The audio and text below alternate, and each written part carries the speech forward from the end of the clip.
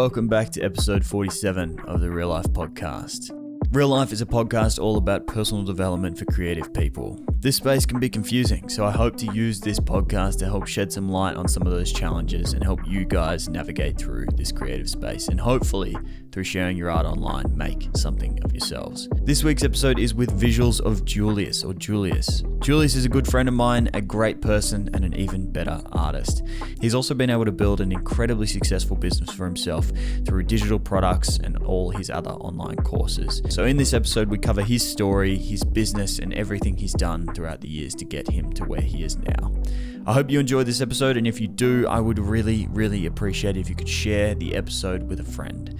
Share it with someone you think may appreciate it, share it with someone you think might find value from this episode, and if you do, I would be much appreciative. Also, just a quick little disclaimer, about an hour and 10 minutes into this podcast, Julius has some issues with his microphone, and we didn't realize until after the recording was finished. We decided not to record again. We decided to post it anyway because we believe that the content is better than the audio quality itself, and we wanted to make sure you guys were able to hear that. So just so you know, about an hour and 10 minutes into the podcast, the audio quality changes quite drastically, but we've decided to share it anyway. We hope you still enjoy the content. And welcome to the show. After many technical difficulties, we're finally here. I think we've spent the last, how long? 50 minutes trying to get this call happening. Exactly. That happens every time when you want to do something. Oh, By the way, hey, every single week. Sorry. My door is open and I can hear everyone like slamming doors and stuff there because we have really thin walls. So I would just close that quick way. Go for it. Forgot that. Now finally when we got this at the start, then fuck, one more thing. We can't even start. So welcome to the show, mate. I think I'm sure all of my audience knows who you are because they're all very interested in the digital art space and whatnot, but it'd be worth you just introducing yourself. For anyone listening, I haven't said his name. I'm here with Julius, visuals of Julius on Instagram. I'm sure you know his work, but I'll let Julius introduce himself so you can get the rundown of everything he's done up until this point, and then we're going to go through with the podcast. So introduce yourself, mate. This is the first time we're meeting as well, so this will be a good opportunity to get to know each other. Yeah. We've only had like a brief chat on Twitter last week or something. Exactly. And that's it. Yeah. So for anyone who doesn't know who I am, my name is Julius. I am a 21-year-old full-time digital artist, entrepreneur originally from Finland, currently living in Germany with my girlfriend, Michelle, who also does all of pretty much the same stuff as me, but she's currently in Turkey. Otherwise, she would be sitting here next to me, and it would probably be slightly annoying for her to listen to me do this podcast right next to her. But yeah, I started everything originally in 2017, and I've been doing this now full-time I've been doing Instagram since 5 years, I think, but full time I've been doing this only for like 3-ish years in a way that I've been actually able to generate like stable income from it. So the first few years were just like more or less like just testing, like for pretty much everyone who starts out. So yeah, for full time I've been able to do it now for about 5 years, and photography, travel, business, all those things are like very close to my heart. But I would say like still creating art has still up to this day stayed as like my main thing and what I get the most out of. So yeah, that's like very brief introduction of who I am. That's mad. So you've only been doing, I guess you're so young as well. Like for clarification, you're 21, aren't you? 21, yeah, turning 22 this year. Yeah. Wild. So you've been doing this have you just been doing art for 5 years? Was there any sort of art that you spent that you did in your childhood? I guess I've always been creative in a sense that when I was in school, I used to always draw. I remember having like a bunch of drawings when I was like 11, 12 or something like that. So I was interested in drawing for a while, but that was literally just me in school drawing when I was bored. So I didn't really do it on my free time as much. So it was more so always in school. And then in Finland, we have a very diverse set of sort of classes that you can decide to take as an extra. So I think on the third grade, you can decide to take either textile work or then woodwork. And I think I first went to the textile work. I learned how to make like clothes there and stuff like that. I was there for 3 years. Then on the sixth grade, I went to the woodworking classes and I started doing just like anything, tables, chairs, like all kinds of things like that. And that's also been sort of like a creative outlet in school then for me. So I guess originally all of the interest for creative things has started from school. And the photography and things like that sort of then came accidentally throughout the way. Yeah. How did you... I feel like happens to a lot of people, that photography is just sort of something you pick up randomly. Yeah, photography always seems to be something that you randomly stumble upon, but the people that seem to do well always have a background in creativity. When was the first time you picked up a camera? Well, the first time, I guess, did you pick up digital art before you bought a camera, or was it around the other way? The other way, actually. So my art journey started, I think, like a bit less than a year after I picked up a camera for the first time. But we have to take in consideration also that I didn't grow up with a camera, but our dad has filmed our whole childhood. So there's tens of thousands of photos and videos of me and my siblings. I have a big family. I'm one out of 6 siblings. So we have a bigger family, and our dad just used to film. So cameras were always around. And I do remember like picking up a camera and filming some like stupid videos on my own. So in a sense, like cameras were familiar. So at least there was a camera, but I didn't like know anything about them when I was young. So then I picked up a camera for the first time for photography reasons in 2016. Yeah. And this was March 2016, if I remember right.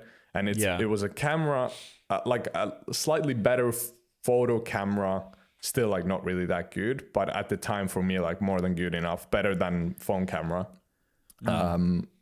My dad had gotten it from his dad, so my grandpa, and then my dad never used it. So then one evening I asked if I can just like take it and try it out.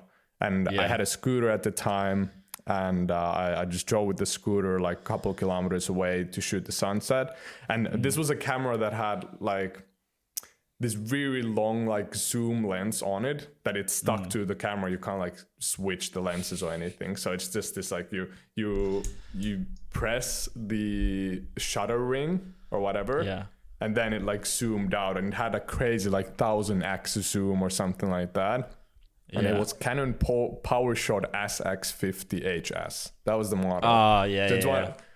So you can like zoom really far. And the first image I ever took was of the sunset. And because you could zoom so far in my first image, the sun is like massive. And for some reason, that feeling of being able to capture the sun in that it looks in the camera completely different than what your eye sees, like that sort of got me hooked straight from the moment.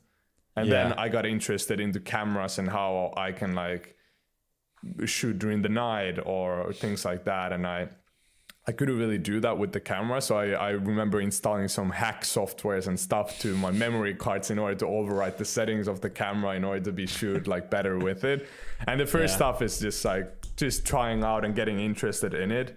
But then the art itself started then a year after, when I sort of got tired of photography because I was so limited of where I can shoot. Like Finland is very flat where I live and relatively boring, just fields and that's pretty much it. Fields and houses. So very like countryside type of feeling, and there's not much to shoot there, to be honest. And when you go to all of these spots that you have, there's not even spots, just like a few places where you can shoot around and test your like camera out, then you get tired and bored eventually when you realize like there's literally nothing here. And I was too young to even have a driving license back then, so it was just with my scooter. I think we have similar I think we have a very similar perspective on that, because Melbourne, where I'm from in Australia, it's not like the typical Australia that you hear about, like the Byron Bay and the Sydney Opera House and like Uluru and all these places that are picturesque. It's kind of, obviously we have a lot of beautiful beaches and a lot of beautiful things here in Melbourne, but it's a very similar perspective. Like I felt very limited. But I think the thing that I would be curious of is one of the reasons why I got into digital art and went down that route of pushing my images, because that's one thing I really admire about a lot of your work, is sometimes the most impressive digital art that I see from you is not necessarily the creating something from scratch. It's more so taking one image that you've taken and just completely transforming it, whether you be taking it apart and then reorganizing it in a way that looks different or something like that. And one thing that I was drawn to that from is I grew up painting and grew up drawing and doing a lot of that. And I wonder if that's a similar background for you. Like I felt very restricted by Lightroom and what I can do in a camera. And that led me to then want to do Photoshop. And I wonder if that's similar for you. Yeah, so I feel like my drawing or things like that didn't really cause me to think that like this Lightroom is not enough or just adjusting colors is not enough. I feel like it came more so from having some sort of an experience once in school of realizing that there is a possibility to just combine images and create something different. And I remember watching, like I had watched speed art videos on YouTube, and I was fascinated when I watched them, when I saw people just having nothing on their screen and then something started appearing there, like some crazy. I still remember up to this day this one tutorial or speed art video where someone transformed a book into this beautiful island, that there was a book with the covers open, and then on top of the book there was an island and a castle and waterfalls, and I thought that was like super fascinating. And we also half cut underwater, and in the water there were like fishes and things like that. Really fascinated me. I never really knew how to do that, but then I guess that's where it came from. When I shot images, I was like, I sort of like, I enjoy photography, but there was some sort of a craving for more of like just adjusting it more freely. Like let's say you take an image where the sun is 45 degrees that way. Yeah. And you have the freedom to move it into the middle. Like for some reason, the possibility to do that fascinated me, that you can like freely adjust whatever. And I didn't do that with my own images that much, because I then realized that I am still very bad at photography. I didn't really have any images that I could use to create beautiful edits out of. So then I started like creating just art out of like copyright free stock images from Pixabay and Unsplash and stuff like that. And then it sort of progressed over time. Like I always had that dream of making everything out of my own images, because I felt like it's a bit fake to use other people's images and then create something out of them. And it doesn't feel as personal or as much your own stuff if you don't make it out of your own images. So then when I was finally able to do that with a bit better gear, like it transformed the way how I saw editing. And then I shifted more towards what you said, that instead of creating those crazy edits out of millions of images, you sort of base your edits around one image and freely like transform. Let's say if it's a day image and you want to turn it into a night, or just like freely change the composition and stuff like that. So, and I think that's and I think that's probably why I know for a fact it's the reason why I've had any sort of audience on Instagram, is because I think that's such a unique place to come from, is having the background of being a skilled photographer, but then also just completely having the ability to transform things in Photoshop. Because I really do admire the work of like Phase Runner or Benny Productions or all these guys on YouTube that just make something out of nothing. But there's something so, I guess, like it's an entirely different thing when I see someone. Like I remember there was one image of yours, I think it was in one of your courses or something like that, and I saw like the before and after, and it was just one frame, that had just been chopped up and reorganized and Yeah. made into an entirely new I think composition. I know was what like, you're talking yeah. about. And I saw that and Yeah. I was like, that's something else entirely. Like there's digital art and there's concept artists, but then there's that where you're essentially taking your own vision and your own photography and then turning it into essentially, like, I love to describe it as a lot of the images that I'm most proud of. Like one image that I'm so proud of, and I would be curious if you're the same, is two of my own images from the same location that I've just transformed to look like the actual location, but more extreme. And I see that image and it's my favorite by far because it's essentially my experience of real life on that day that I was there. And I see that and I'm like, obviously I have a massive amount of admiration for people that use Photoshop to create concept art and all that sort of stuff. But I think there's something about that just really blows my mind. And that's what I've always loved about your work. I think I want to ask, because I remember this experience for me. It was when I was very, very young, but was there ever a moment where you realized that you were a good artist? Like, was there ever a moment where it just sort of clicked and you're like, oh, I'm actually good at this? Or was it just a progression over time? Yeah, so I think it was in the beginning was very much of a progression, of course, because when I started, when I looked at my photos, I was like, this is so bad. Because you are influenced by seeing what others are creating on Instagram, for example. And when you first start something like Instagram, you get interested in what type of people are there, who are sort of the main names, or so to say, like who is already a bit bigger and has like really beautiful work. And you start this like very early on sort of toxic comparison where you see like, oh, this person is so far already and I know I'm probably capable of being better, but I'm so limited with where I live and what type of gear I have and so on. So for me, it was a very, very gradual progress. So with photography, I never got to the point where I felt that I'm actually really good at that until I was actually able to travel and practice photography naturally. Yeah. But with editing, it came fairly quickly that I realized that, oh, like maybe I do understand this quite well, because I realized that I learned really quickly. Like I learned Photoshop very, very quickly. Not that I was really good at it at the time, but I realized some like techniques and stuff that worked really well for what I wanted to achieve, which was blending objects to match together in a certain scene. And I found out those techniques and I just kept on creating. And if I look at the first edits, like technically they're really bad, but they're somewhat interesting at the same time.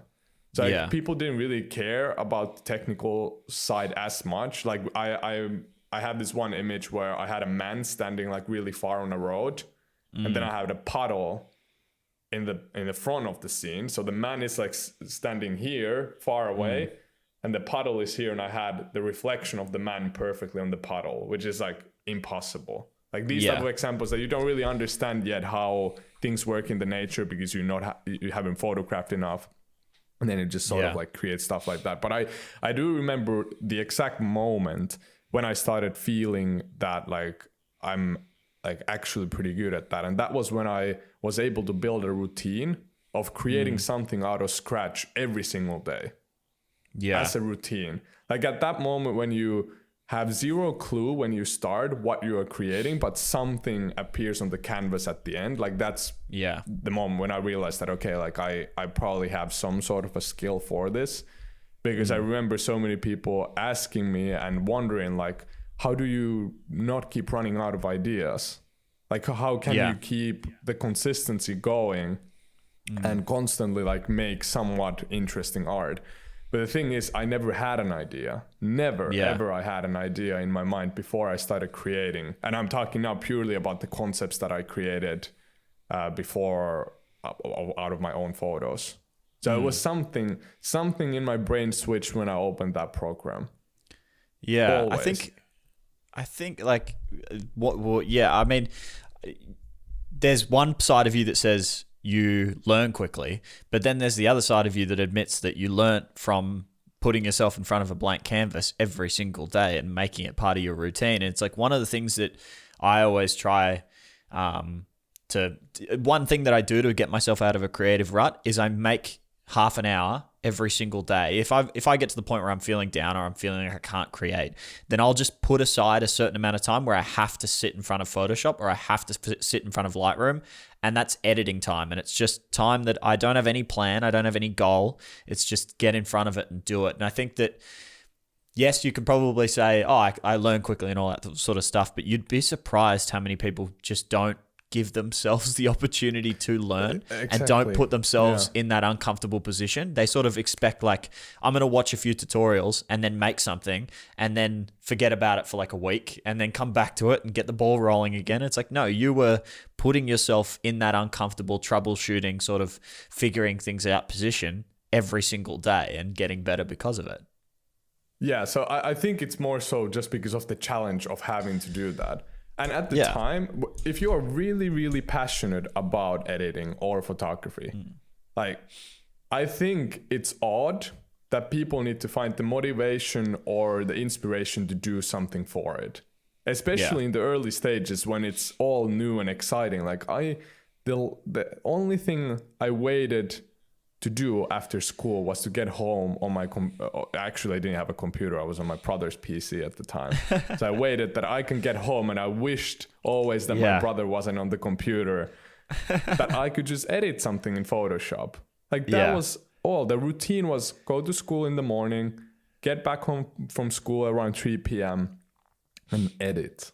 And then I went to the gym later. That was like gym, it was school, edit, gym every single day for like 2 years straight almost. So, and I think it's interesting you like bring that up, because I think that's a really authentic story of discovering this and realizing that's something that you enjoy and realizing it's something you love. But I think this career, like your career, if I can be honest with you, has become sexy. Like, you making a full-time income online on social media and selling courses and selling sell presets, but selling digital products, essentially, it's become a sexy career. So now people see that and then they reverse engineer and they go, okay, Julius did Photoshop and learnt Photoshop, and then he learned how to make images, and then he learned how to sell products, and that's what I'm going to do. And the amount of times I get messages, and I'm sure you're probably the same, where you get messages from people being like, how do I get myself motivated to make a product? Or how do I get myself motivated to edit photos or make art or do whatever? And you're sitting there going like, what do you mean? Like, that's the bare minimum. Exactly. Like, you're supposed to love this. So I think if anyone's in that position, if you're sort of listening to this and you're like, well, I don't really feel like editing every single day, it's like, well, then it's probably not for you. You've probably got to find something that you do love. Yes, and it's so funny that every single person I've met who's made it or been successful in this industry has more or less of a similar story of starting from such healthy sort of beginnings, in a way that, like, there wasn't any idea of doing Instagram in the beginning, for example, or there wasn't any idea of becoming something with it. I don't know anyone who's like super successful on the photography or editing industry that started it with the mindset of, I want to get to 10,000. Yeah. And I think it's worth interest. Yeah, the initial interest comes before that, and then afterwards you start building interest on, hey, like, maybe there is an opportunity for me to share my work and like get further with it. Like, of course, the hunger grows the more you sort of include yourself into this sort of niche. And when you start understanding, like, oh, like, this person is using these hashtags and maybe I should use that hashtag. It's sort of very much like monkey sees, monkey does type of thing in the beginning, where you're just trying to find your spot in there. But for me, it was never about that, like, that I started because I wanted to do that. Yeah. It's just like sort of came gradually more and more towards like, what can I do to get my photos then seen by more people? But that came after like a year of doing it already. Yeah. And I mean, don't be like, I think the other part of that as well is you and I were both quite young when we discovered this. So there's almost a natural thing. Like when I first, I think I was 18 when I first started doing this or making art. How old are you now? I'm 24 now. So 5-6 years ago. Yeah. And then, so like your similar situation 5-6 years ago. So I think that for us back then, there wasn't as much thought about turning it into a career, but I think that it's worth mentioning that if you started this because you realize that you're an artist and then you're like, you can make money, that doesn't necessarily mean that it's a bad thing. It just means you need to figure out whether you really want to do this. And I think that asking yourself that question of, here's a great example. It's like, if you tomorrow were given $10 million and you never had to work a day in your life, would you still make art? And if the answer is yes, then this is probably something you should be doing. If the answer is no, then maybe try and find something that you're really passionate about. And I think that it's okay to get into this with the reason why I started, the reason why I picked up a camera, for example, because I was always a painter and a drawer, for example, when I was younger, is because I saw Peter McKinnon making a great living. I saw him for the first time in like 2016, and I was like, that's so cool that he gets to do that for work. And I saw that and I was like, I can do that. But that's because I already was an artist and I already knew that that was something I could do. And then before I saw Peter, I didn't think that artists made any money. I was always told growing up that artists don't make any money. You can't do this as a career. My family would tell me like, you need to be an artist, you need to be an artist, but I never knew what that meant. So when I saw Peter, it was like the first time that I was like, oh, I know what that means now. So I think that don't be discouraged if you are someone that's getting into this and you feel like, oh, am I doing this for the wrong reasons? Because you're probably just been exposed to it. If you're an artist now, the first thing people tell you is you need to be doing social media, you need to be doing YouTube, you need to be on the internet, selling digital products, selling courses. Like, you're just forced into it. So don't be discouraged by that. But I think that's a good segue because you are, I don't say this lightly, essentially the godfather of digital products and courses in this space. How did that happen? Like that's an interesting deviation. There is actually a clear sort of storyline for why I decided to go that path. But I want to briefly cover still what you just said about sort of that if you get exposed or you sort of immediately when you start, already that social media is a thing and there is a possibility to make money because it's everywhere nowadays. Like that is exactly why you sort of need to be super, super, super true to yourself all the time when you start. Like you said, you have to know that you like doing it. And I would say my biggest unfair advantage has been that I didn't know you can make money. I didn't know anything about Instagram at the time. Because I was very much a normal teenager who grew up in a small town without really realizing what is possible in the world. So when I started photography, it was like I knew nothing about photography. I knew nothing about what is possible with it. My brain was just like, maybe in the future I could like shoot someone's wedding or something like that. Like things that you can sort of easily connect your brain with without having to know that much about all of the like sort of worldly possibilities that social media has brought. So I didn't have that. So that's why I keep that as sort of one of my unfair advantages compared to others.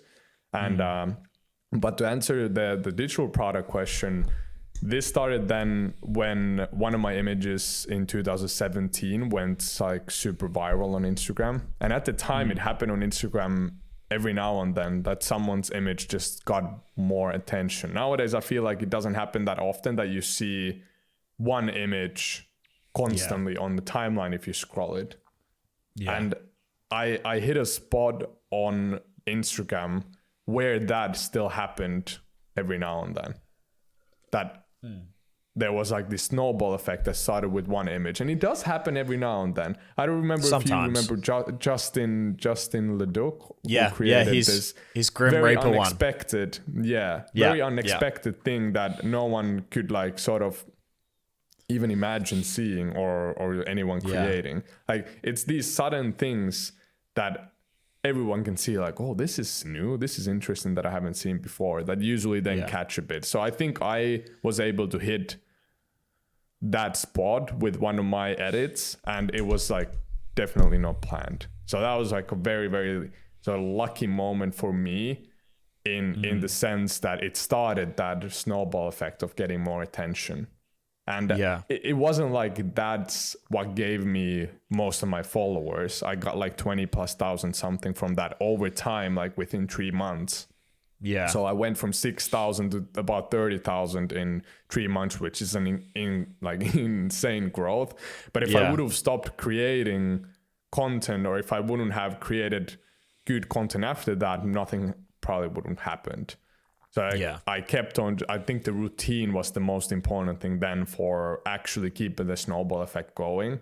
So I needed that initial push, but then after that, it started like sort of growing on its own pace because I still stayed active. But that's what happened. And then I got an email from the founder of MySpace, which is Tom Anderson.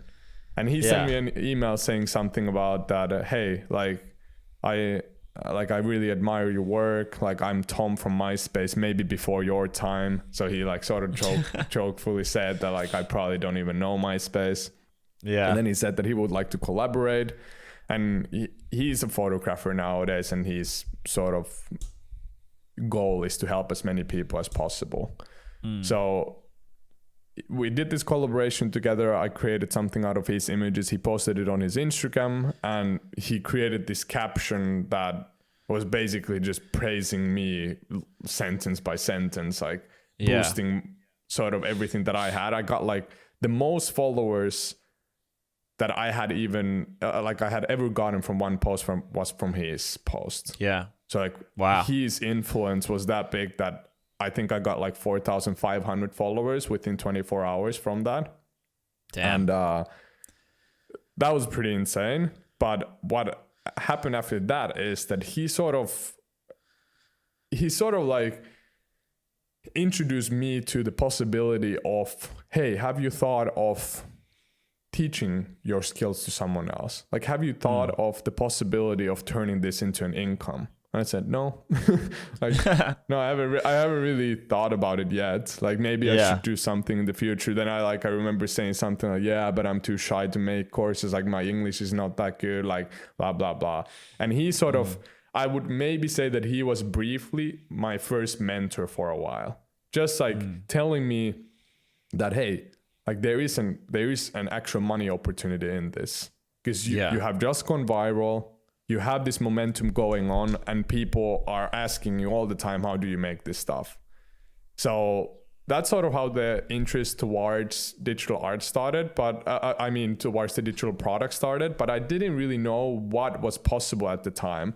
So he introduced me to this guy, a French guy called Serge Romelli, who was a very successful, person who's built this whole empire of courses and digital products himself since ages.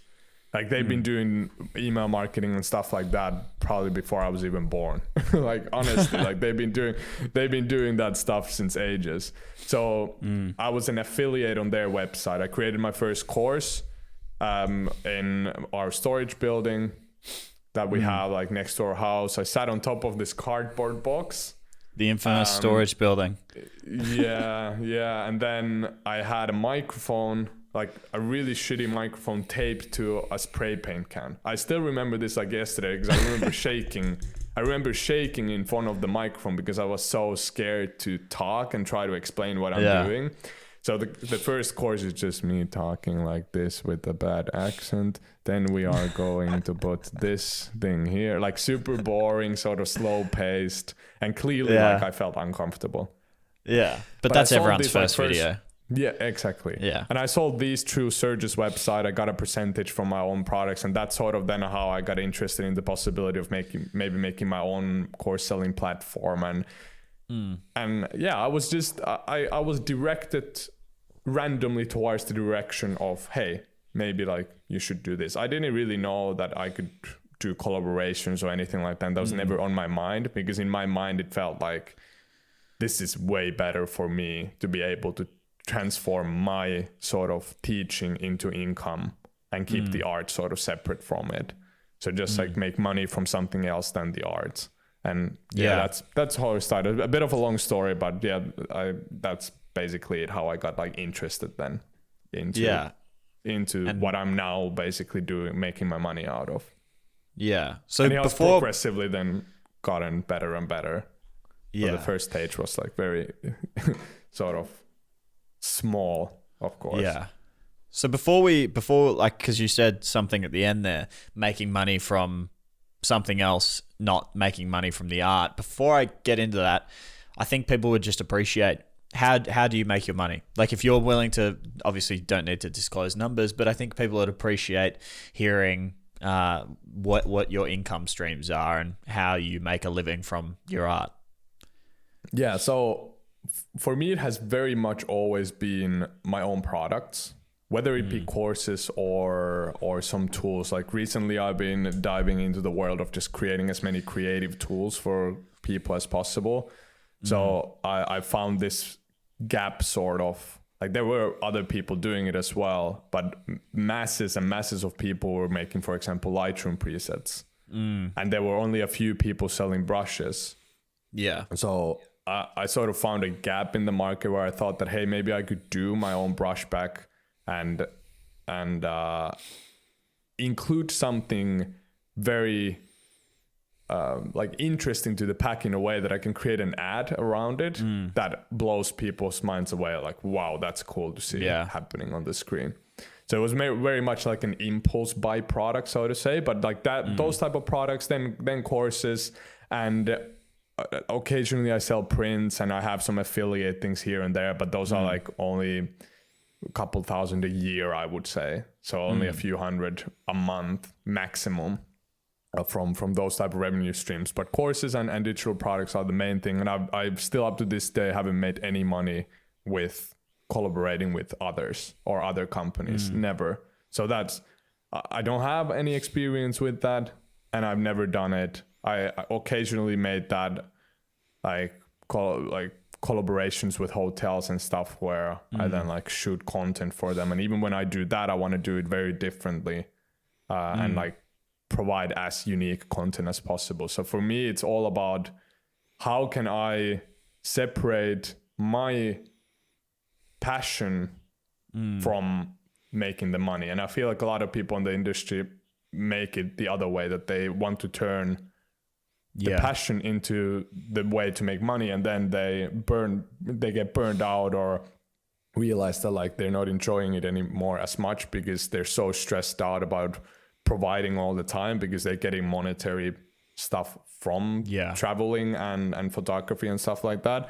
But for me, photography and traveling and things like that, like I had a pretty complicated relationship with it, but nowadays I only want to do it if I can do it to just like feel 100% good while I'm doing it and not stressed out at all. I don't want to stress out when I'm doing something that I'm supposed to enjoy doing to the fullest. So that's why I've separated those two. It has been more or less of a thing that has happened initially sort of randomly. It wasn't like I'm some sort of a mastermind who thought of this whole thing happening. Like it sort of like gradually just went to that direction, but that it just started making my brain more sense to make products on my own and make money like that. And then just because you can create passive streams with that as well, like digital products, you can turn it into a passive income stream very well. Not completely passive, but semi-passive. And with traveling and stuff, like you always have to go somewhere and you always need to provide and like feel that sort of pressure of providing to a client instead of just this is just how I think about it. And I feel like a lot of people would want to do it like that, but they don't really know where to start. Yeah, and I totally agree with you, because I went down the route. I essentially went the other way of trying to keep I had the same thought process. I was like, I want to keep the art that I make on social media separate from how I make my money. But I went down the route of, shooting people's weddings, shooting sport, shooting commercials. Eventually got into, like, I shot a lot of sport here in Victoria and Melbourne, and it was great to have my creative muscles working differently from my stuff here.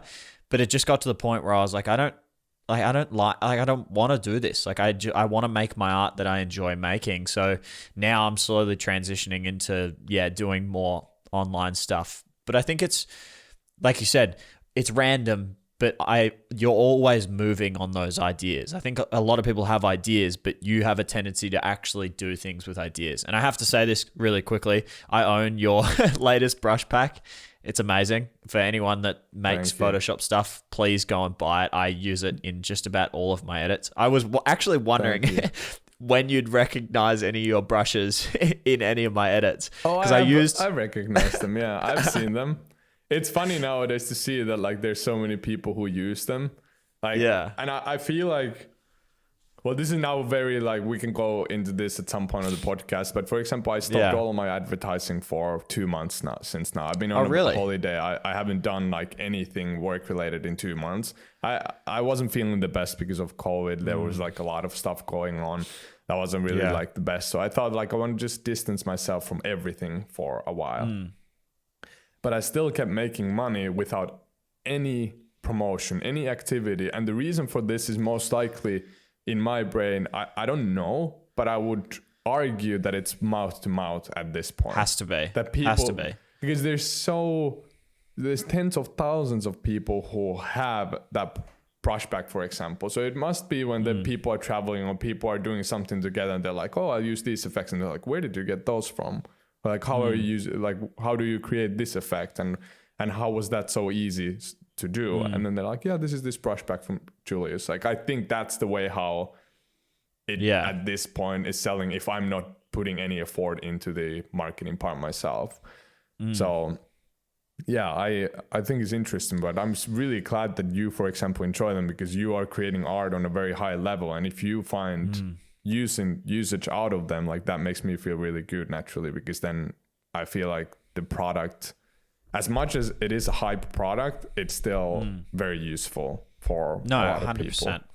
Yeah, 100%. And I think that's so important for the marketing. Like in my experience, like one of the things that I loved about launching a course over launching, say, LUTs or presets or whatever, no shame against anyone who does launch presets. Yeah, absolutely not. I have a few friends that genuinely use their presets and love them and back them and whatever. But something that, like if I launch presets, it wouldn't make sense. I never use them.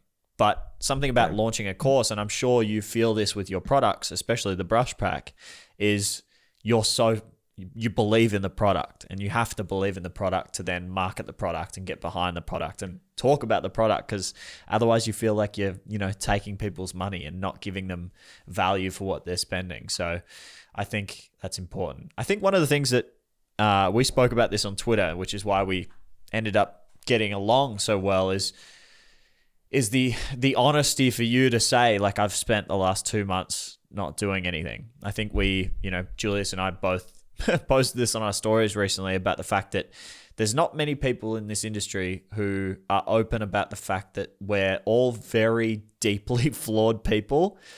We just work a little bit more often. Like, there's not anything crazy that we do. We're not insane people.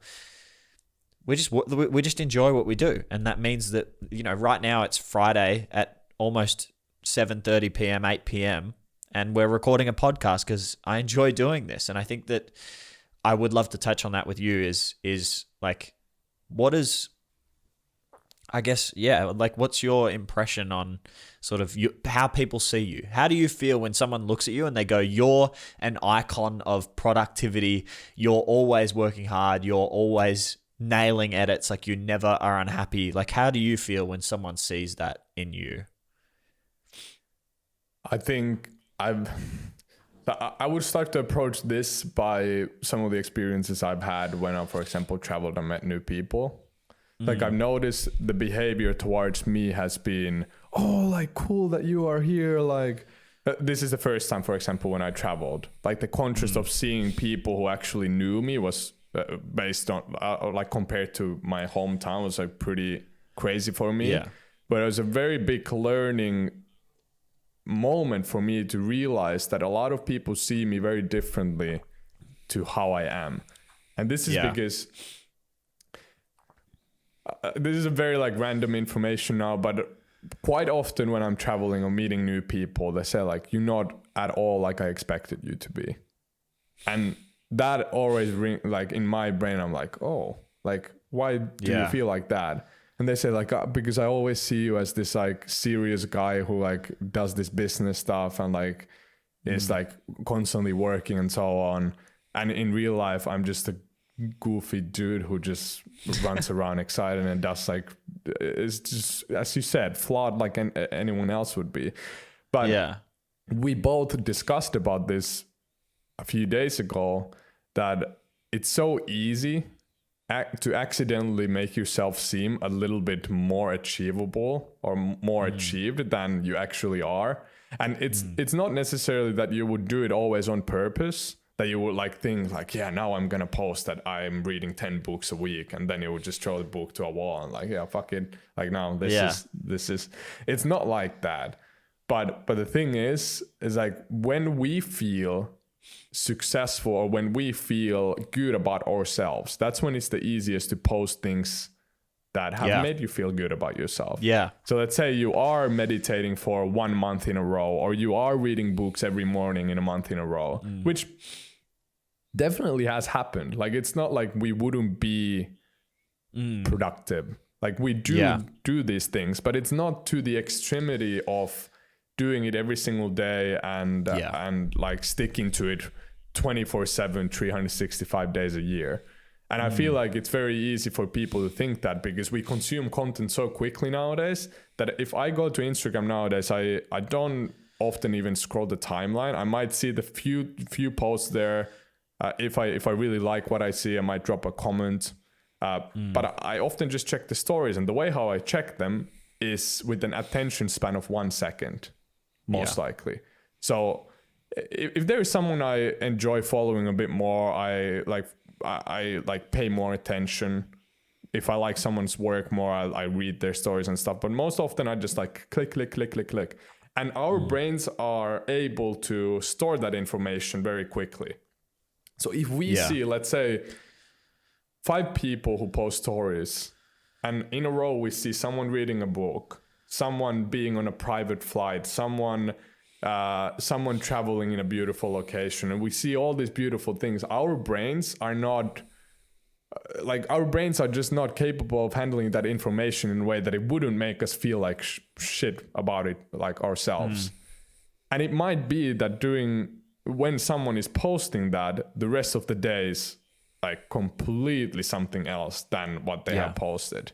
So we're just posting this like single moments out of our lives that we feel good about, and then it gives out this massive image outside to people that we would be like that all the time, which is not, it's easy to think that of course it's not like that happens all the time, but it just sort of subconsciously happens that we feel worse and worse about it. And I, in one interview, I think someone put it really well. This is my last point about this. Someone said that if the first thing you do in the morning when you wake up and you take your phone and you check through stories, like, think about the situation in a way that you would have 100 people walking into your room in the morning telling you what they're up to, and how stressed out you would feel when that would happen. And that is sort of what we do. We like, a lot of people pick up their phones and they check through so much information. Our brains are just confused with that. So I think that's all it's about. And that's why I might get comments sometimes like, oh, you're not at all like I thought you are. Because you always sort of just put the best pieces out there, and then other people feel like you're a superhuman if you are achieved. And you don't even have to be achieved. Like, you can just be a random person who's posting these things, and other people might feel like, hey, like, how is this person so perfect?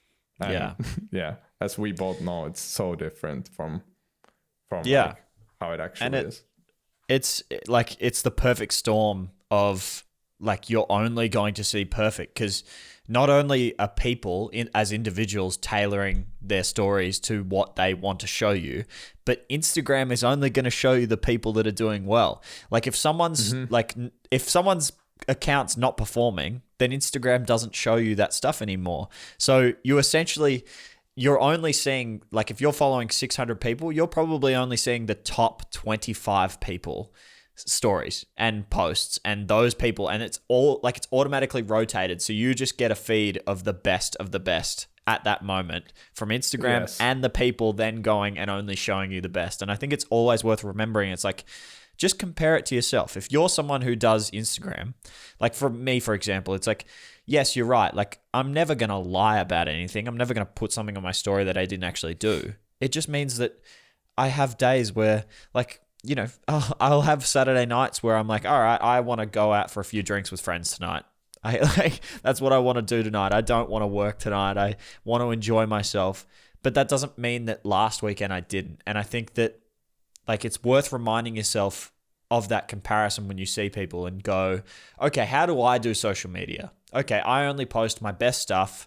And that's not because I'm trying to be vain. That's just because I don't feel like posting when I'm not doing my best stuff. Yes, I do all the things that I'm posting, but I also do a bunch of other things that probably aren't as healthy. So take those two things and go, okay, that's probably every single other person on social media are exactly the same as me.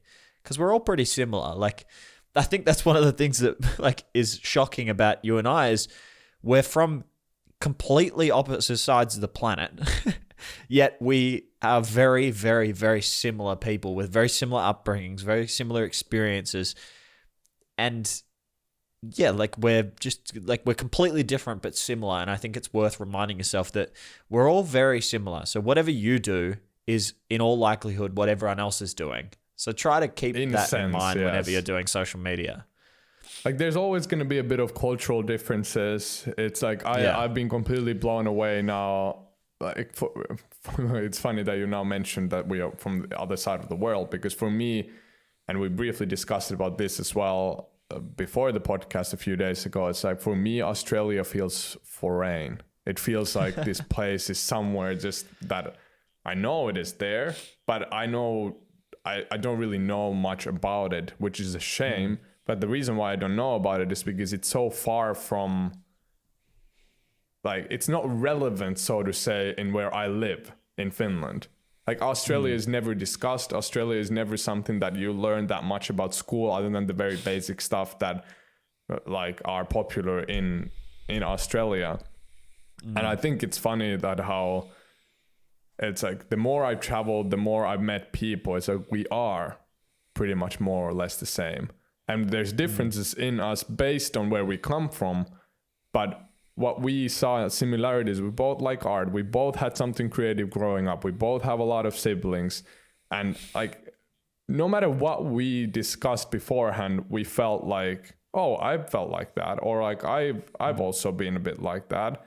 And yet we, as you said, come from the opposite side of the world. So it is very, very important to remember that we're all just so average and so sort of, in a sense, like, connected.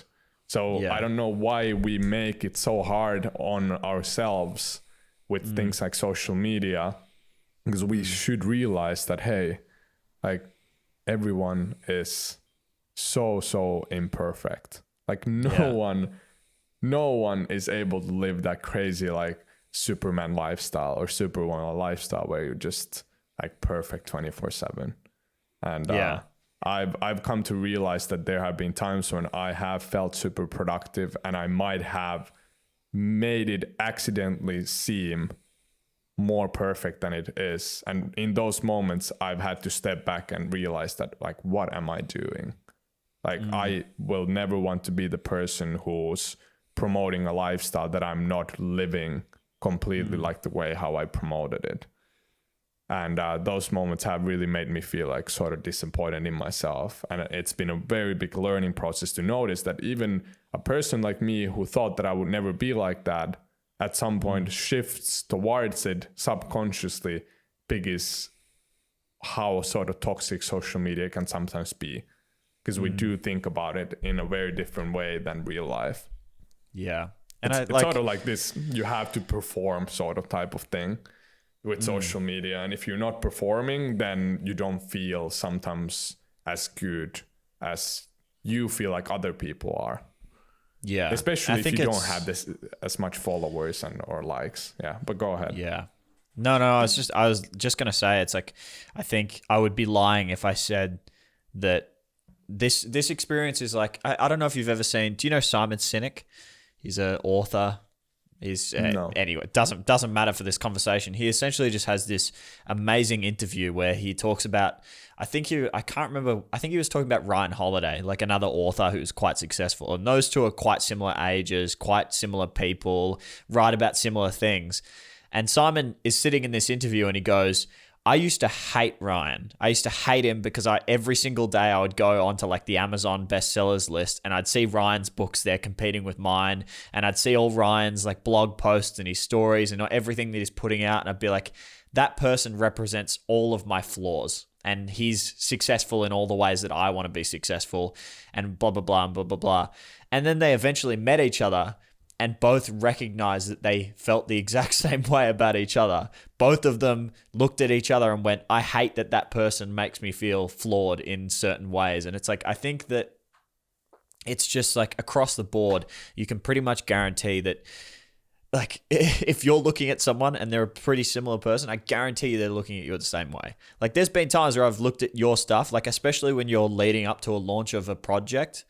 I can't even fault you at that, because I remember when I was launching my course, I pulled a few all-nighters trying to get the course off the ground. There were times when I was waking up at 4 o'clock in the morning and working through till midnight because I had a deadline that I wanted to hit, and that was happening. But I was so passionate about doing it that felt okay in the moment. Obviously, I'm not doing that every day. I normally work very healthy hours and I'm very structured with how I do things. But during that time, I posted a lot of content because I was doing a lot of things. And I think that I've looked at your stories during the lead up to things that you're doing, or during the lead up to a course or a product or whatever, and gone, damn, like I want to be like that. And then it's worth reminding myself, like, I did the same thing. I literally did the same thing. Like, I need to remind myself that it's just, that's the way it is.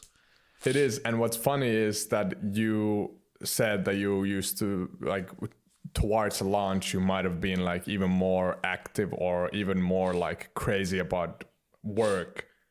I pretty much with every course I've launched up to this date, I pulled an all-nighter before the launch. Yeah. Because it's like, I feel like the worst thing you can do as a person who is super creative is to set yourself a deadline for a launch, because you're so pressured to get everything done.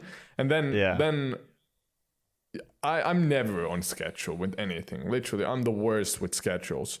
So, and that is most likely because I've never had to live with this. I've been so sort of fortunate, so to say, that I haven't had to build schedules. Like, I don't really know what time it is that often, or what day it is, or what weekday it is, because I'm not structured like that. I sort of live life in some people could call very privileged way, that I don't have to think about life in a way that in weekends and Mondays and stuff, because they don't exist in my like weekly life. Yeah. Like my days are so different all the time. And it doesn't matter if it's Friday or Sunday or Saturday or Monday, like the day doesn't matter at all. So for me, if I set a day that, okay, on the 23rd, I'm going to launch this course and it's 22nd and I have way too much still to do, I might find myself pulling an all-nighter, stressing about it, and then get it done like in the early hours in the morning, and then go to sleep the whole day towards the, like, to the end of the sort of launch. And then I'm just like, okay, now I have 2 hours here before the launch. I just woke up, it's 3 p.m. or something crazy like that, because I've just pulled an all-nighter. And then then the launch goes however it goes. And I always sort of, I feel like also a lot of people like see other people strategizing on social media or doing these things and thinking like, how are these people so talented or like good with like selling or whatever. But I don't think anyone is actually that orientated in a way that like we plan everything we do. Like I for example, I'm not someone who is super skilled at selling or like doing things like that. I just love creating products, and I nowadays have realized that I need to take certain things into consideration when creating a product to make it successful. But then I have people around me who help me to make it successful. I'm not the sole person who is in the charge of how a product launch is, for example, gonna go. There's a big sort of conversation leading up to with my team, like making sure that everything is working. And some people hate the word team. I have 2 people who help me. Like, it's not really like that much of a team in a sense that some people who work on traditional business would have. It's just this very like new type of thing that I have a few people helping me with certain things, just to make sure that all the workload is not on me, because it used to be on me and I was overworked and felt stressed all the time. Either way, I was just too sort of hectic, like even more hectic than I probably should have been, because like I made myself so busy and so hectic. Like it wasn't until 2019, beginning of 2019, that I finally got introduced to things like meditation, like self-help things, like just things that you can change about yourself and your behavior and your mindset in order to be more successful. Like that's how mentoring was for me, for example. I like some people when they've heard the word mentoring, they're like, oh, like they help you to sell more, they help you to make more money. No, they just help you to get your shit together so you can be a better version of yourself to get more done. And those are the moments when I finally been able to change some negative behaviors about myself. That's when I have fallen into the way of sharing things on social media that don't represent fully how I live my day-to-day life, because you get excited about these new changes that, hey, I can actually be better when I am more relaxed. And like, it's just like if we feel good about ourselves, we most likely will share it if we have a platform to share it on. And exactly. In a sense, it's very selfish, but then at the same time, that's just how social media works. It's like we are on social media 50% for ourselves and 50% for others. Most likely even more for ourselves than for others. I would maybe put it like 70% for ourselves and 30% for others. Oh, it's like, that's just how it is. Yeah. I like one of my friends, I won't name them, but one of my friends once said to me, they're like, they like, because I think this job, having a career in social media requires you to be a little bit egotistical, be a little bit of a narcissist, because you have to, like, we're sitting in front of cameras, dude, speaking to microphones, expecting people to listen to us. Like, that's like, it's part of the job. And I think that one of my friends once said to me, it's quite funny. They said, like, because they're studying psychology, and they were like, you've got these narcissistic tendencies. And I was like, yeah, of course. That's why I do social media. Like, that's what that's what is required for this job. But I think you're right in the sense that, I got excited. Like last year, for example, I didn't read anything before last year. I used to hate reading in high school because I used to feel like I was forced to do it. So when I started reading and I was excited about reading, and then I started reading a lot, I was obviously sharing about that because I was excited about the fact that I was learning so much. I didn't do it because I'm like, screw these people, I'm going to make them feel bad about the fact that they're not reading. It was like, no, I'm sharing about my reading because I love reading. I'm excited about what I'm learning. And I get to share something with the world because I feel good about myself. And I think it's worth, I think this is a great conversation. Like just having, I think it's not about changing how much you share. It's more about having these conversations more often and then getting on platforms like this. I love that you have a podcast, and I'm sure you've experienced this already. And I think you got, how many episodes have you guys done? I don't, probably like 10. 10 or something. We've been lacking a little, but there's been like some things happening in our lives that has just not allowed us to focus on it for a while. But yeah, the podcast has been a very, very interesting thing to do. I have to admit that I have been stressing about making a podcast a little bit, like making the episodes, but that is mainly because I'm still editing them myself. And I'm very much a person who outsources everything that I don't like doing. But with the podcasts, I've so far thought that it would be complicated to outsource it, especially how often me and Michelle have problems with the podcast. Like I don't outsource something before I know exactly how to do it myself. That's like my mindset. I would say that's like the best business advice I also have for people who would maybe want to do something like I'm doing when it comes to selling stuff, is like figure out first how you can do something and get results with that, and then outsource to someone who does it better than you, if it's not something that you want to do. So with the podcast, it's sort of the same for me. It's like, I love everything geeky. Like, I love to build the studio, and I love like editing audio and like trying to realize like these things, like how can I make it myself? Yeah. But there's also that point when I realized that, okay, like I enjoy this for the first few times to get the hang of it. And then I just want to move it somewhere else, because then it stresses me.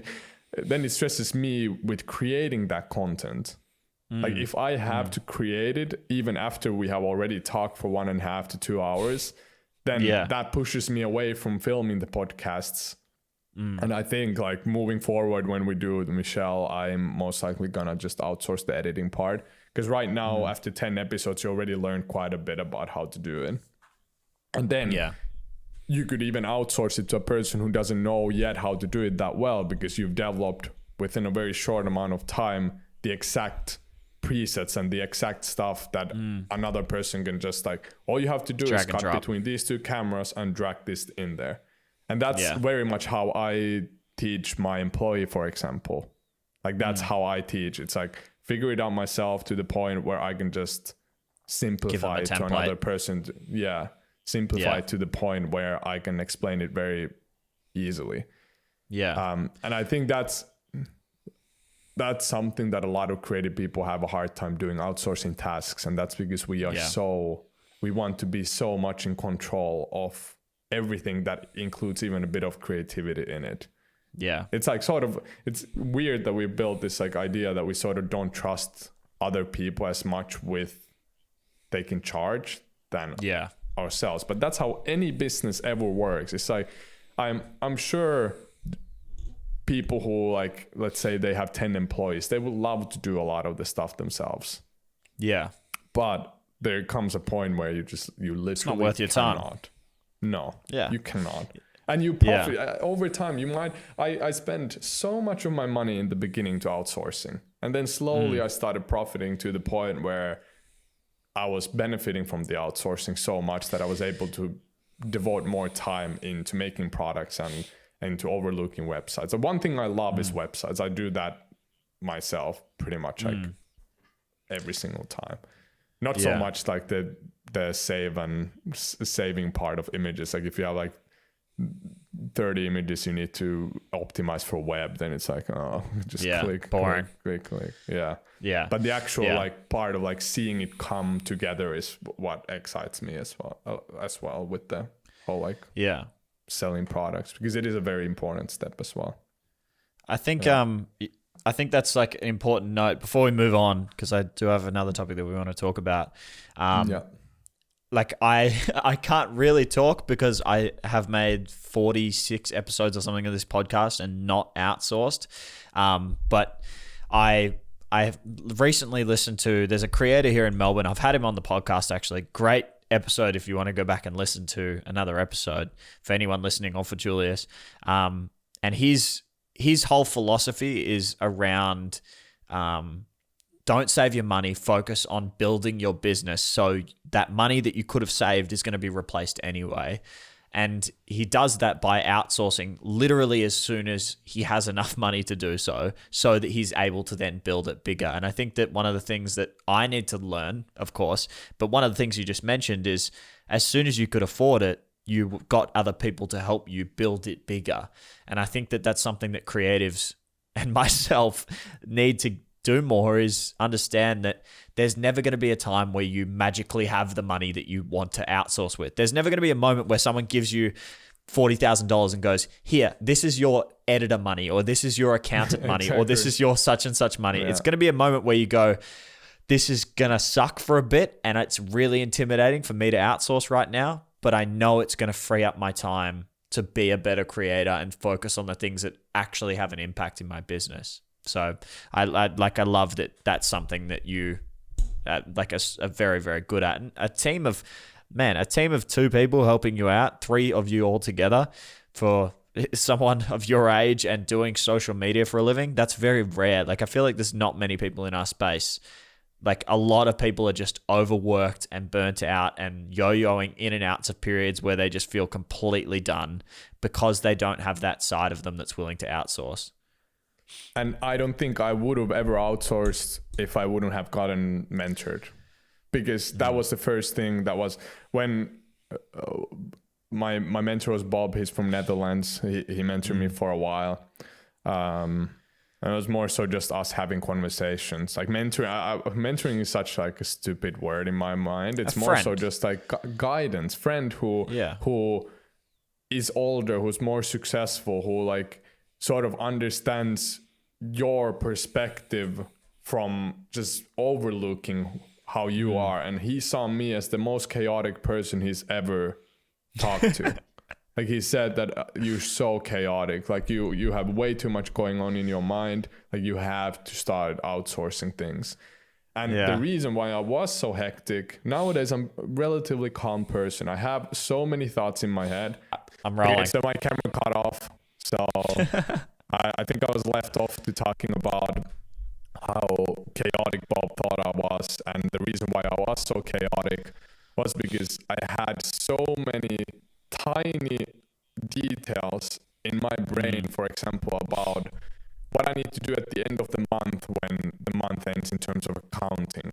Like these constant tiny stressful things in my life that made my brain just like so chaotic that I couldn't focus on anything properly anymore. And then because I was so active constantly with editing and creating new products and things like that, and I was just still practicing the way how to launch a product or how to do websites and whatever.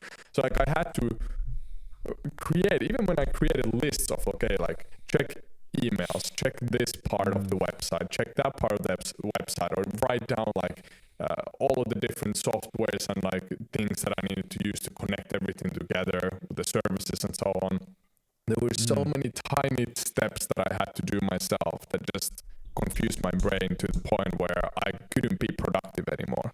Like I couldn't. All I could think about is being miserable because I felt so pressured out of thin air. I felt pressured because I overworked myself. And this is the moment where you start shifting away from creating. You might feel like I need to again do something. And you like start noticing that what started as a really fun thing is now becoming a burden in your life, and you wish that you could do something else for a while. And I think that's the moment, no matter if I earned a few $1,000s at that point, and I think like almost all of it went to expenses. Like I did have maybe a bit of extra money at the end, but like 85 to 90% went to expenses at the time. So like I was living sort of, I was making a lot of money, but the expenses were so high that it wasn't like super profitable yet. So on paper, if someone would have looked like, oh, you earn a lot. But then the reality was that I had like a very tiny amount of money left always after like all the expenses. So that's like, that's how you build a business. Like that's like you have to do that at some point. If you get to the level where it gets unmanageable by yourself. Yeah, like and I'm not a person who can stick to a strict routine of waking up every morning super early and like doing sort of all the productivity stuff 24/7, 365 days a year. I'm more of a person who does it in bursts. If I need to get something done, now I have the tools and the ways I know how I can become productive really quickly. I don't have to be productive myself all the time because I enjoy being lazy. I enjoy gaming sometimes. I enjoy doing normal things. Like I purposely stop sometimes work or doing things because I just simply don't want to do it. Like I simply just don't feel like doing it. And that's sort of the benefit I have from my business is because I don't have the stress of like, but if I take now time off, everything will go like to a stop. Like, of course it goes probably like drops like plus 50%, something like that, like maybe 60% less income. But you can take that like smaller income because you know that you can continue wherever, like whenever you want from the point where you were left off. Like whenever. And people have this illusion about social media that when they stop, like everything sort of ends. No. And I had that stress all the time, but you're allowed to take time off. I've been taking 2 months now off. I've lost like a couple thousand followers on Instagram. I don't have any activity there. I posted some stories. The first stories I posted after not being active at all, I didn't have any views on them. I didn't have any activity there. And then the next day, I posted more stories, and suddenly everything was back to how it was. It's like we have this illusion that it's so hard to then get back on track, and we see like everything declining in terms of income and in terms of following and in terms of activity. But in reality, it's just that it's sort of at a pause. Yeah. It's just at a pause, and then you can continue whenever. And I think that's the beauty of social media, because we can take a vacation whenever. We don't necessarily get paid for the vacation, but we can do that and continue from where we were left off. So no, I really admire. Like, I know you said you're not really I really like the way you describe a mentor, because I think that's an important clarification. Whenever I use the word mentor, it is a bit of a weird word, because it sounds like it's my mentor, for example. I don't think he even knows that he's my mentor. Like, he's a friend of mine who's older, who's more progressed and a few years ahead of me in this career. And so I get along really well with him. I've gotten along really well with him for the last, 5 years. So he's a mate of mine that I catch up with all the time, and I pick his brain whenever we hang out. So he doesn't know he's my mentor. He's just a mate of mine, but he's my mentor in a way that he helps me with ideas, and he helps sort of clarify things that are going on in my mind. But I really admire that about you, dude, how you've sort of, like, you can say it's accidental, you can say whatever, but you did have the moment where you decided that, hey, I have my 100% of the money that's coming into my account, and rather than I'm going to take that and buy things and do whatever, you had the wherewithal. You did before, but you had the knowledge to then go. No, I'm going to spend 90% of this on my outsourcing, on the equipment I need to work with, on the software I need to use, on the things that I need to run my business. And you had the knowledge to go, this will get to the point where it grows enough that it's going to be profitable. But for now, I need to inject this money back into the business. And I think that people, like, the number one tip, like, I know it's a hard one because you might need to keep your part-time job a little bit longer, but just don't take money out of your business. Just leave it in and spend it on your business. If you can get to the point where you don't need anything that comes from your business, and you can spend every dollar that comes in on outsourcing, on software, on products, on equipment, on whatever, then that business is only going to grow so much faster because you're spending money on making it grow. So I wanted to... Oh, you go. I want to say one more thing. Is like, just sort of as an interesting information, is from the moment I set up a business, every year since then, I've been able to triple my income every year. Every year. Not this year, I won't be able to, because I took so much time off. I hadn't been creating as much as I used to. I posted like on average maybe, I think, once a week or something like that. This has been more of a harder year for me personally, so I have allowed myself to do worse, so to say. But if I know that if I know all the steps I need to take at least to almost double or triple my income every year, taking more and more steps towards what I've already done. Just keep investing more and more energy and money into what I'm doing, and then I've been in a very fortunate situation that now I'm starting to like build wealth on the side of business as well, to the point where I'm not spending everything that I earn. Like, I used to do that, but now it's like more so, I don't know, like even things like starting 3D, like having the 3D software, buying plugins, buying materials, buying like all of that stuff.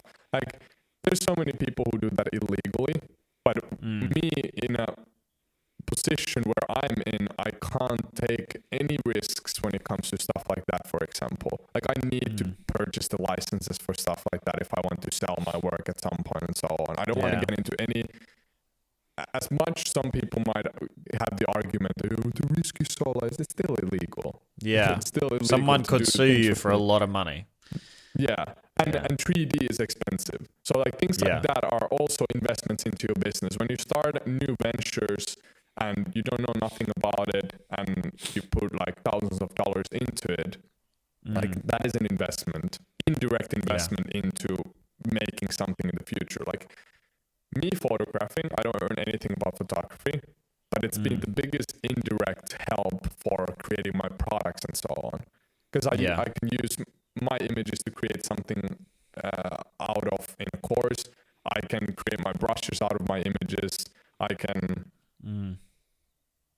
pretty much everything. Even my sky packs and stuff, sky stocks and stuff that I'm selling. It's all just accumulated over the years. I'm doing the work. I don't have the mindset that I'm doing it for work.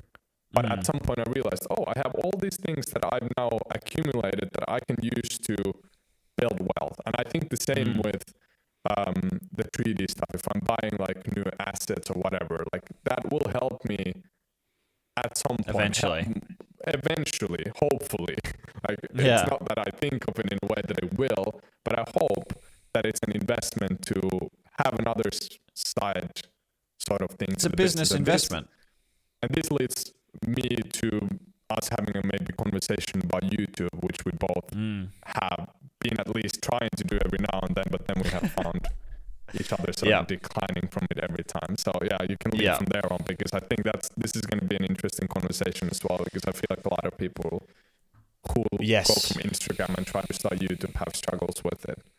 Yeah, I think I actually just made a video yesterday about this, and it'll probably be live by the time you guys are watching this podcast.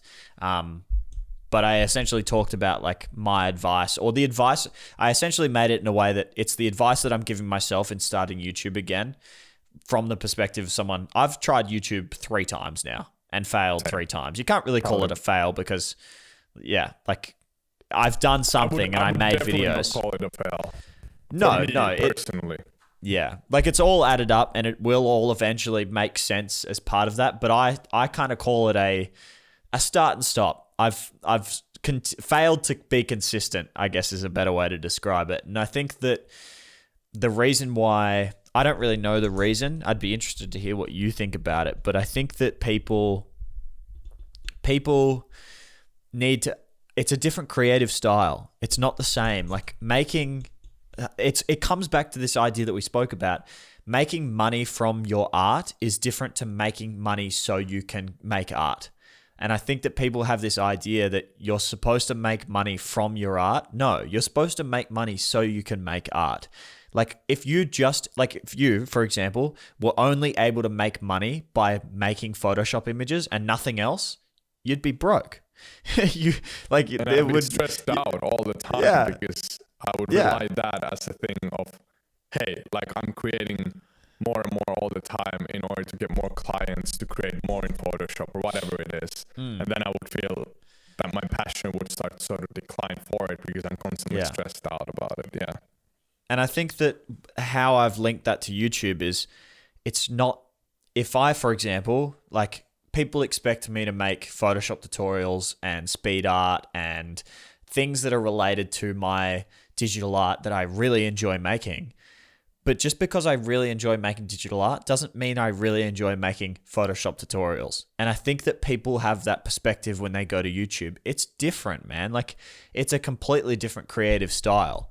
And I think one of the things that made that click in my mind is this podcast is I really enjoy podcasting, but I don't ever talk about like, this is probably the first time that my audience is if there's people that listen to this podcast that don't follow me on Instagram, and they're probably going to listen to this podcast and go, Tom makes digital art? What? I didn't know that. Because my podcast is about personal development and about like essentially personal development for creative people.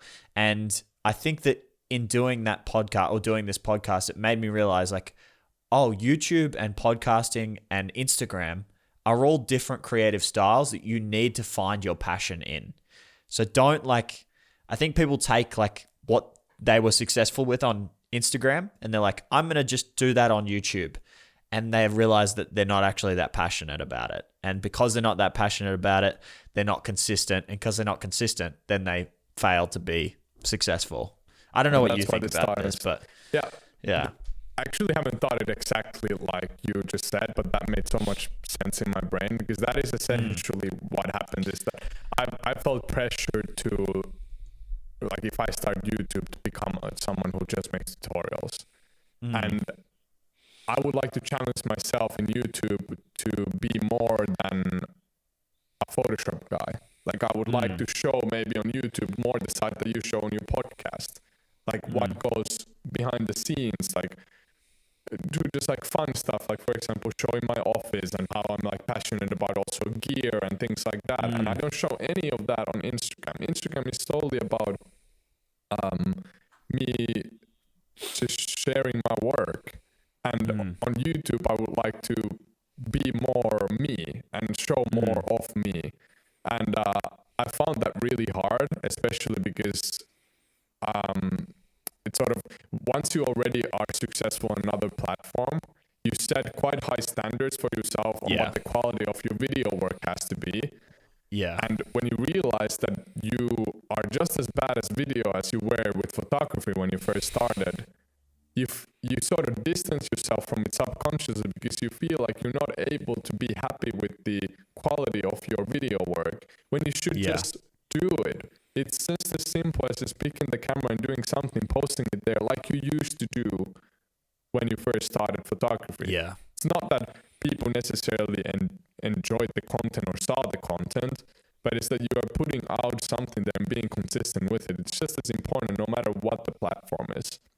Yeah. But for me personally, I've set myself this unnecessary burden and pressure of, it's not related at all to making it on YouTube. Like I've lost the sense of caring about numbers so long ago that I probably wouldn't check the YouTube analytics that much. Like I wouldn't be analytical about it at all. I would just want to do stuff that I enjoy doing.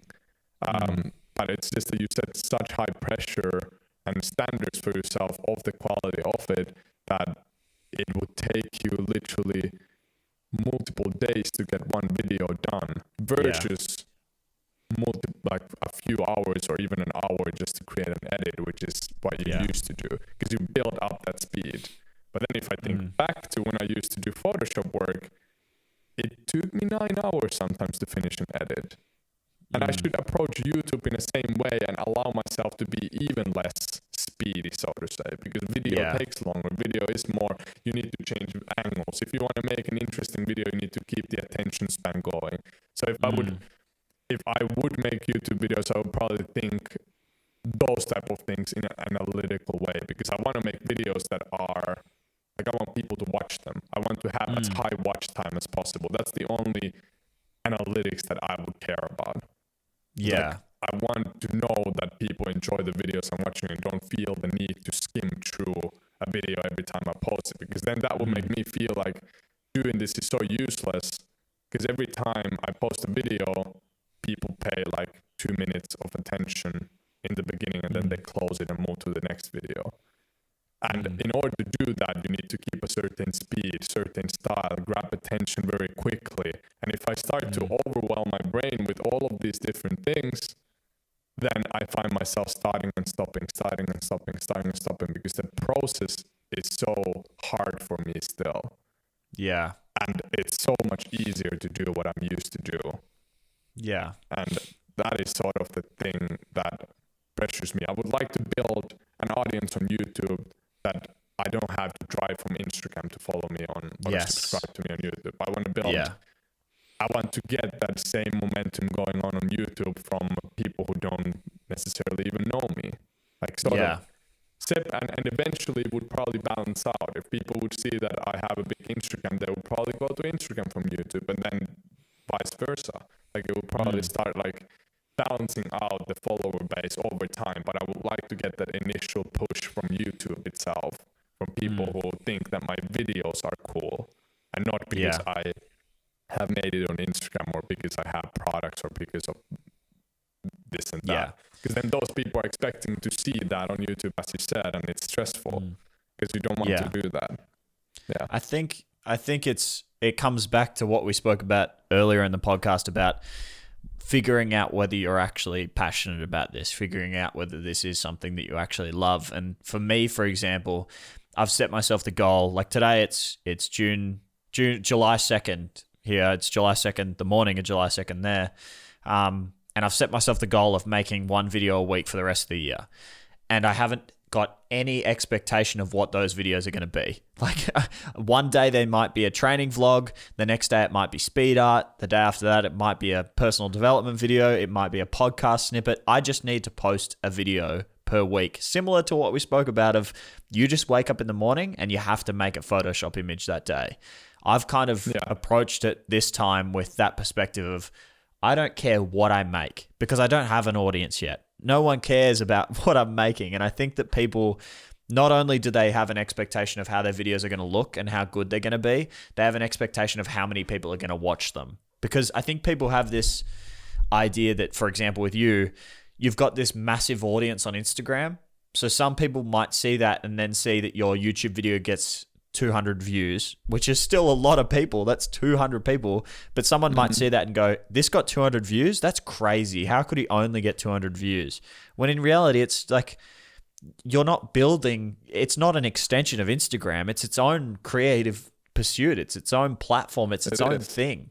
So I think that it will over time balance, as I said. But I think you can really summarize YouTube as someone who comes from Instagram to saying that don't force creativity, but force the habit. Like force the habit of making those videos. You said that you don't know what you're going to create. It might be a tutorial, it might be a speed art, it might be this and that, which is sort of like on Instagram, you would post an urban photo, then you would post a landscape photo, and then suddenly a portrait. Just testing what is it that you enjoy doing the most on that platform. Yes. And then over time, building the style around that, whatever you land on that you feel comfortable with. But for me, also another stress, like I said, is the technical part to it of like not knowing anything, like having all the necessary gear in the world you could ever need to make videos. Yeah. And then when you take the camera in your hand and you put the video recording on, you're like, I don't know how I need to film in order for the video to look good. I don't know how to edit the video in a way that it looks smooth. Like, do I need a gimbal or not? Can I just film randomly something and make it look good afterwards? Because I'm very much a person who's so used to being able to modify something afterwards as much as possible. But video is different.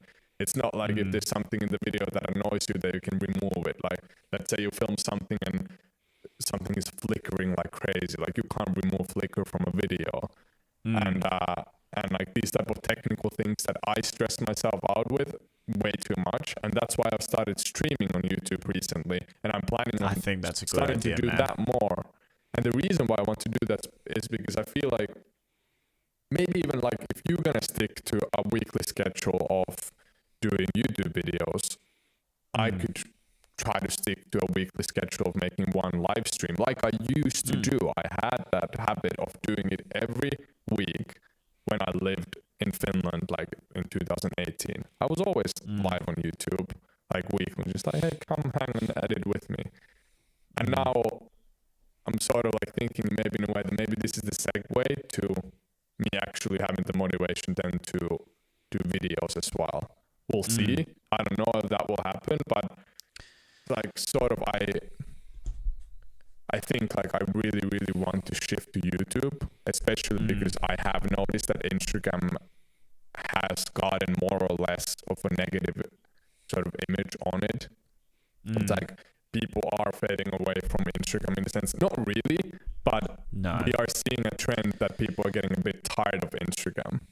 Yeah. And YouTube, people are not getting tired of YouTube. YouTube is always there. Video is so much more interesting than following just like photos. YouTube's arguably not even a social media platform. I would see YouTube more as like a media. Like it's a form of it's a way of consuming media. It's essentially it's our parents' TV. Like YouTube, I go on parents' TV times million. Yeah, the only reason I own a TV is because my roommate wanted one. If it was up to me, we wouldn't own a TV. Like I watch everything that I watch is either on YouTube and maybe Netflix. Like I barely even watch Netflix. And I think that I see YouTube as a way of building a genuine fan base, whereas Instagram's more like you build an audience or a following. And it's I mean man, I think this is something that we could we could work on together, because I thank my lucky stars that everything has a purpose. Like everything comes around, because I see, like I said, I went the other route of doing freelance work, but now I have a lot of video skills. I spent 3 years working as a filmmaker for the money that I could then work on Instagram. And so now I have the skills to make videos, but I have no idea how to live stream. So I think it's like, this is how you can, like, building connections with people is such a good idea in general. But yeah, this is something where, like, you would be able to teach me how to live stream, and I'd be able to teach you how to make films and how to light your videos and how to do things and where to cut and how to, all the principles of making a good video. And I think it's like, and I think that's why it's super important to surround yourself with people on the industry. Oh, dude, don't even get me started on this. It's so important, and that's partly why I stopped everything this year. At some point, I gave up because I was locked up with Michelle. I love Michelle. I love being with her. We love doing things together.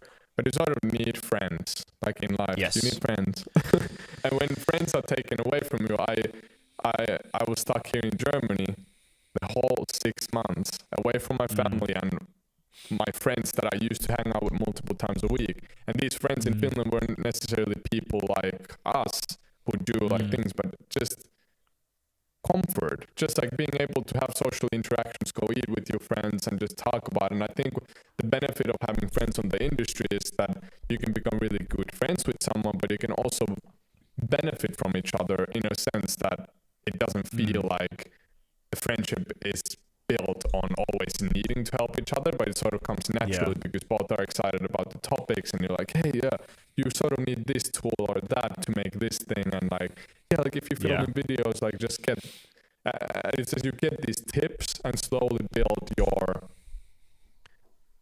like everything of your own further, while you can also help the other person. It's like this mutual relationship that I think is really interesting. Is I don't think I would be as successful as I am now if I wouldn't have friends to discuss about certain things or learn things from other people. Like that's the most valuable thing as someone who is on this industry, is especially if you're starting, is like try to somehow get in contact with people. And I have been really bad with that lately, and it has drained my energy out so much that I haven't been able to have conversations like I used to. And if you don't have any of that support behind you, if you don't have, for example, like accountability partners of like checking up on each other every now and then, or just in general having discussions like we are right now, creative people sort of tend to die from inside quite quickly. Like it happens very quickly if you don't get that. And that's why I've taken the effort, after I noticed how bad I've been feeling, to stay in contact. No matter if people live in the other side of the world, I just want to stay in contact with people and regularly check up, try to set up calls. Like we're all way busier than we actually are. Like we make each other in today's world like unnecessarily busy. But sometimes I felt like it's annoying to try to set up calls with someone because it's always, no, I have this and this there and this there, and no, I can't, like maybe next week, no, I have this job, blah blah. Like it's this endless sort of cycle of trying to find just an hour or half an hour at some point to just have a chat and check up on each other. And I mean, who am I to speak, because I did the exact same thing. I didn't check up on anyone, and I made myself busy, although all I was probably doing is just edit. Like I can stop editing whenever. I'm like literally the unbusiest person right now in my life. Like I could literally spend the whole day gaming if I would want to. I don't necessarily do that, but I could.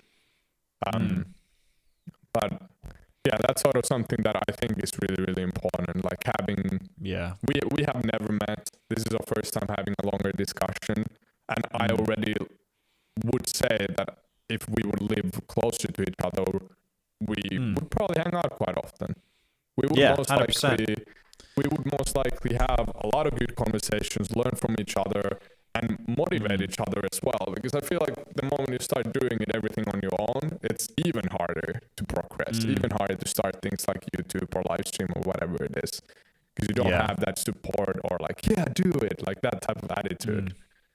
It's more so And I just think like, that's yeah. I think that that's something I only realized recently. Like I was the same. I was really bad with, because I've always been a like I say that I'm my my girlfriend would describe me as an introvert who learnt to be an extrovert. Like I'm a very introverted person at heart. Like I'm a homebody. I like my own space. I like my own time. Like I just learnt the benefits of being a bit extroverted and a bit loud and a bit, whatever.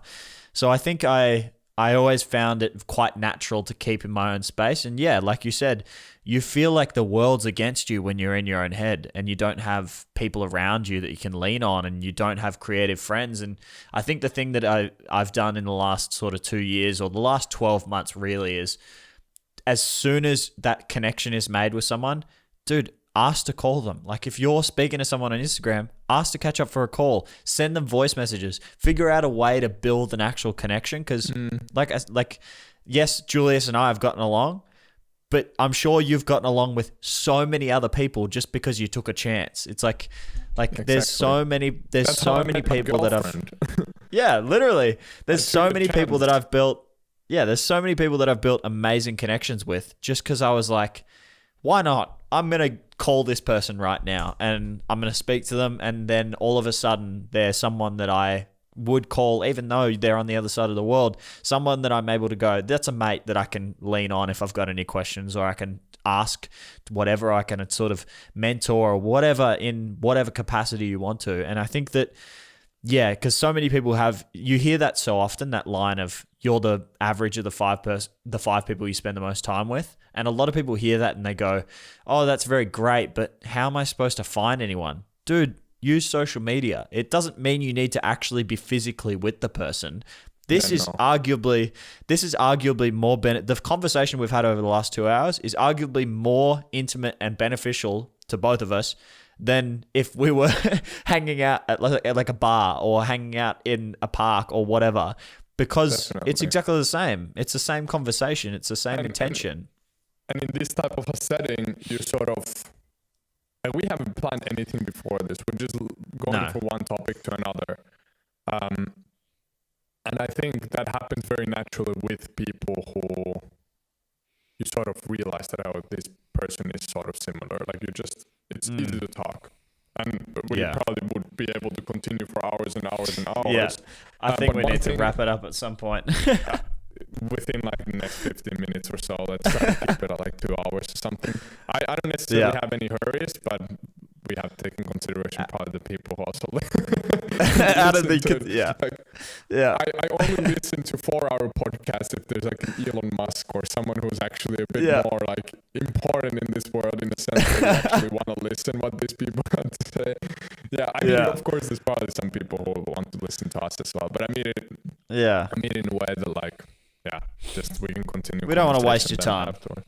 Yeah, definitely. One thing that I want to say is that if you don't have those people and you don't try to set up calls and stuff like that, like we see people on social media either way sort of distant from ourselves. Like that's just how it is. We all feel like we're individuals on social media, and it's very hard to relate through that. But immediately when you set up a call, you start realizing that, hey, there's way more to this person than just Instagram. And I think it's also very important to do that and take those chances, because otherwise you're just not going to make it. Honestly, I would even argue that you're not going to make it if you are alone. I was very fortunate to hit a spot where I was so passionate and so clueless about everything that things kicked off. But if you're someone who is aware of all of the things that social media sort of causes to us, and you're still trying to make your way up there, and you don't have anyone to talk to, you don't have anyone to share your like hardships with, you are going to be miserable, and it's going to push you away from getting things done and eventually like being successful with what you want to be successful with. And I'm not saying that you need to become friends with people who are successful, or friends with people who can make you successful. That's not the way it is to just build genuine connection with people you think seem interesting. And I think most often that has happened to me accidentally, not in a way that I have put the effort in. But nowadays I feel, especially during these type of times when a lot of people are quite lonely and spending a lot of time on their own, you have to start making that effort yourself. And it has been really hard for me to sort of go through that process and realize that like I'm in a spot where I have so many friends around the world that I haven't talked to in 6 months, in a year. And these are people I know when I would see them in real life that we could continue where we were left off. But since I haven't been able to see them, it's just sort of been this more distant thing of living in my own bubble with my girlfriend. And I want to share this story also quickly, very briefly, how I met Michelle. We met because I took a chance of flying to Germany randomly to meet a person I thought was cool. And now we're together. And it's like, I was holding, like I had a workshop that I had with my mentor near Amsterdam. And I had already talked with Michelle a little bit, and she seemed like a very interesting person through text, very interesting person in general to me. And I thought that like, yeah, like I have the freedom to book a flight and go to see without it.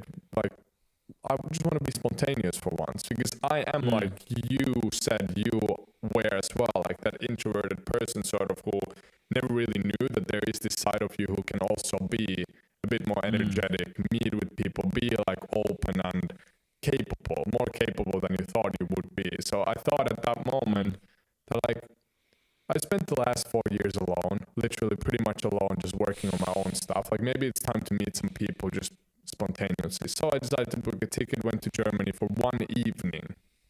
Like that wasn't even the whole day, one evening. And that started it all for us, and we went on a trip together, and then like there's no better way to get to know a person than go on a trip, and pretty much just fell in love with this person and the whole like being. And now we live together and we have a lot of plans together, and since then we have been able to help each other to understand different things about each other, to the point where Michelle has been able to find more success and start her whole career basically. And same for me, I've been able to realize so many things about my thoughts and the way how I am and the way how I want to be. And it sort of has been the best thing that I would argue that has happened to me, is to have met someone who I live with, who I love, and who makes me a better person every single day. And friends can be exactly like that for you as well.